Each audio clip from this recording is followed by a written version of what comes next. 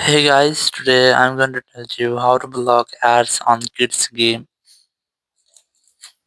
If you're using any Android phone and you're seeing that your kids game have lots of ads and now you want to block your ads, let's see how can you do that. You just have to simply open your settings app.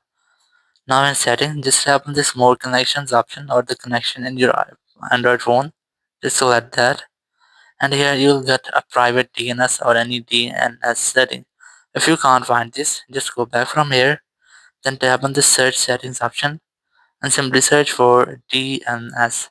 You might get private DNS, DNS provider, custom DNS, or you might get DNS connections.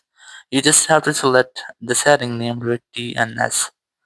Once you have selected, just tap on this again, and by default it will be selected off. You just have to select private DNS provider host name, or you might get custom DNS and DNS connection here. You in your phone. Once you have selected, in this section you have to enter this address. I have already entered.